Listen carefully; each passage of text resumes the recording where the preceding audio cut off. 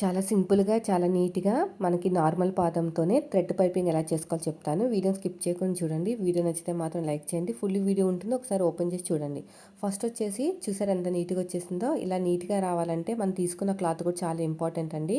Cross ఉన్న క్లాత్‌ని మాత్రమే తీసుకోవాలి. 1 ఇంచ్ ఉంచుకొని మిగతా క్లాత్ కట్ చేసుకోవాలన్నమాట. ఇంగోండి ఇలా నేను 1 ఇంచ్ క్లాత్ తీసుకొని వన్ సైడ్ ఫోల్డింగ్ చేసి కుట్టుకున్నాను.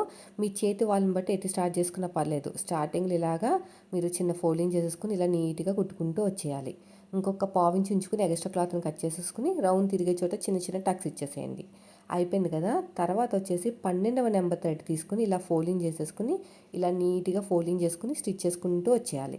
సో ఫుల్ వీడియో కింద ఉంటుంది. ఒకసారి అయితే చెక్ చేయండి. చూసారా ఎంత బాగా వచ్చేస్తుందో? చాలా సింపుల్ అనమాట. చాలా ఈజీగా అయిపోతుంది.